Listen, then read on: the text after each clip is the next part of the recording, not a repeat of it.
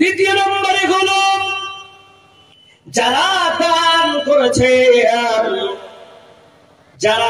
করেছেন তাদের সুপারিশ করে আল্লাহ বলছেন, দেখুন আপনাদের কাজ ওই জায়গা থেকে এই পর্যন্ত দেওয়া।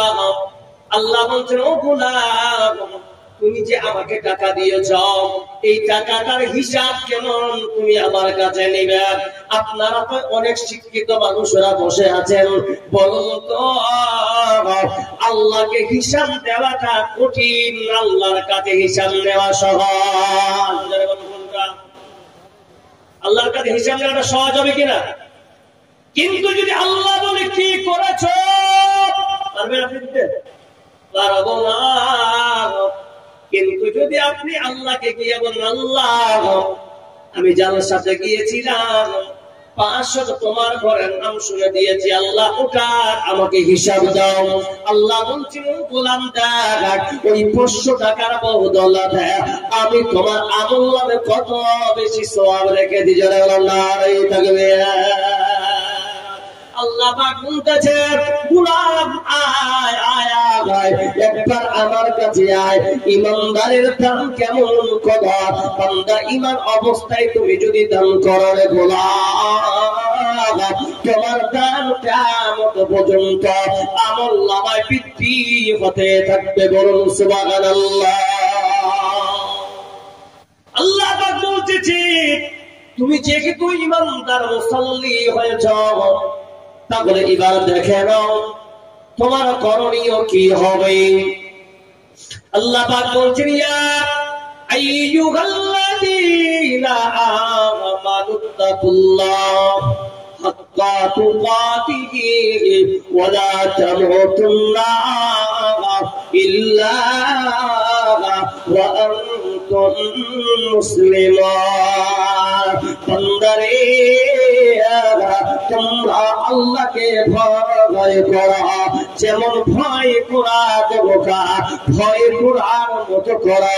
এটা তো কেমন একজন মুমিন বান্দার হতে পারে।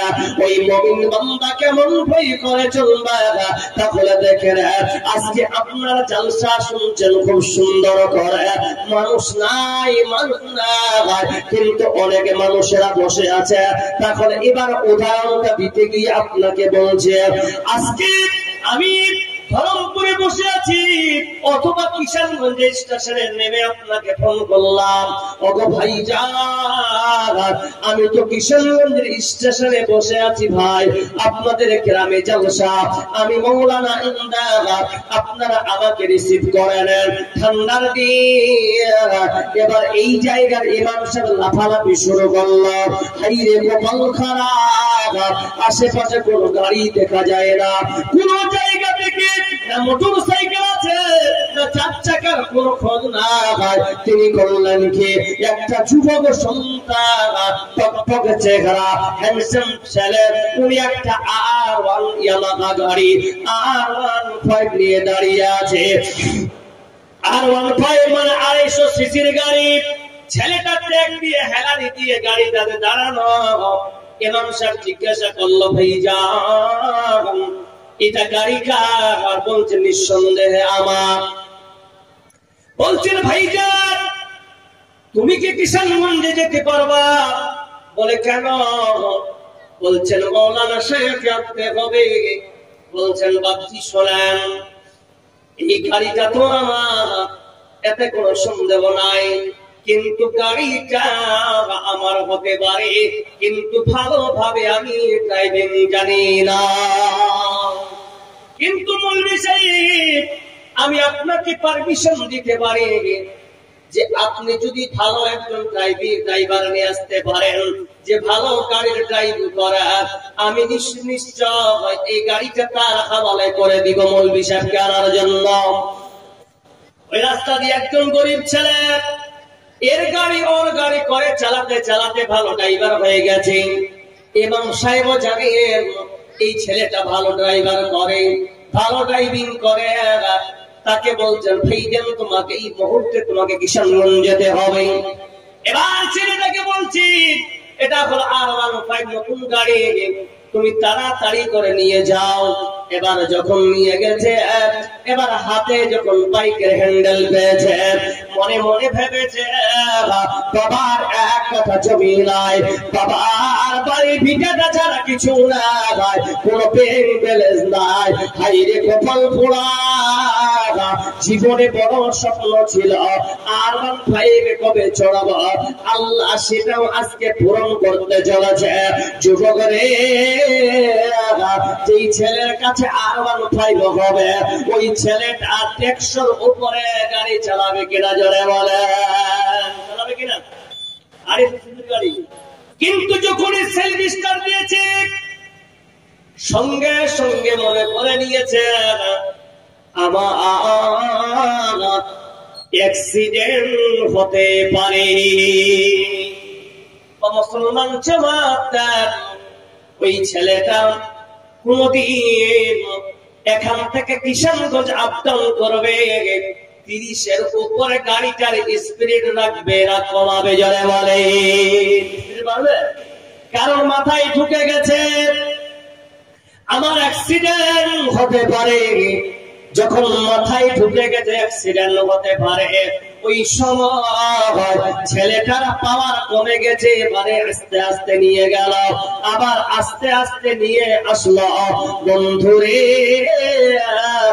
অনুরূপ একটা মুমিন বান্দা যারা আল্লাহকে ভয় করে চলবে, তাদের ব্যাপারে আল্লাহ বলছেন গোলাম শোনো, ইয়া আইয়ুহাল্লাযীনা আমানুত্তাকুল্লাহ, যারা ঈমানদার হয়েছ তোমরা আল্লাহকে ভয় করো।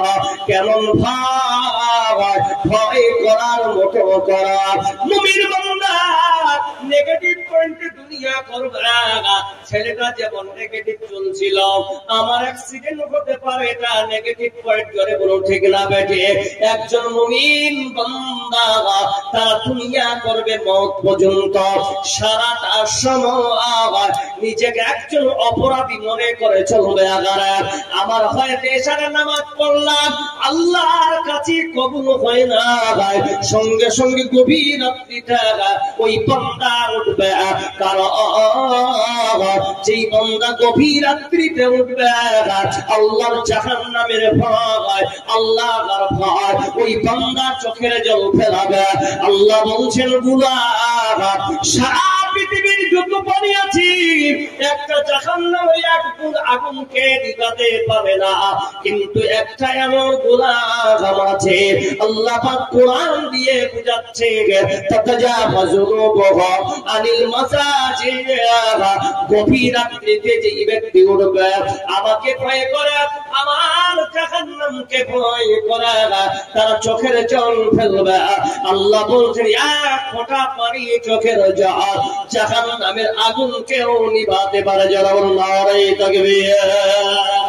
ও গোলাম, তাহলে তোমাকে মনে রাখতে হবে আজকে আমি যাচ্ছি, আমার ইবাদত কবুল হয় না, আমার দান কবুল হয় নাই, আমি যা করতেছি একটাও কবুল না, নিজেকে একজন অপরাধী মনে করে চলছে।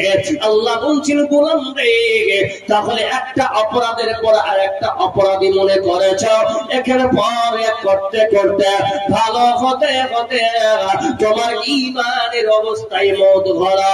গোলাম আয় আয়, তোর নিজের আমলনামাটা একবার দেখ, তোর আমলনামা আমি কত সুন্দর করে সাজিয়ে রেখেছি, ওই আমলনামাটা শুদ্ধ তোমাকে জান্নাতবাসী করে দিলাম। চলে বলুন নারে তাকবীর। আর যদি মনে করেন আমি হাজি শেখের, আমি একজন মাস্টার, আর আমি বলবি আপনি সব জায়গায় ঠিক আছে, কিন্তু নামাজ পড়তে গেছেন আখেরে চললে চলবে না। ওদের কাছে কিনা যারা বলেন নামাজ পড়তে গেছে, ইমামকে ডাকতেছে, ওই ইমাম সাহেব কি হয়েছে, ঝাড় কেড়ে দেন। আর বাবার মধ্যে চাকর আছে, ইমামকে বলছেন ঝাড় দেন না কেন, লজ্জা করা দরকার। যে ইমামকে আপনি টাকা দিয়ে রেখেছেন আপনার পাপের চাকর নয়, ওই ইমামকে আপনি গালি দিবেন, কান ধরাবেন। কারণ দেখেন ওই ইমাম ছাড়া আপনি 5 ওয়াক্ত নামাজের মুসাল্লিতে দাঁড়িয়েছেন, কিন্তু ওর ইক্তেদা করতে হচ্ছে, ওর নাম হলো ইমাম, কিন্তু ইমামের বেয়াদবি করতেছেন। আজকে গ্রামের মৌলবি সাহেব, আপনারা যে ইমাম রেখেছেন, আপনাদের গ্রামে হোক বা অন্য গ্রামে হোক, ওদের উপযুক্ত ইমাম আপনারা বেতন দেন না। আর আপনারা ওই ইমামের উপর যদি হক জিতাতে চান, শোনো, আপনার ব্যবস্থা আল্লাহ করে রেখেছে, মনে রাখবেন।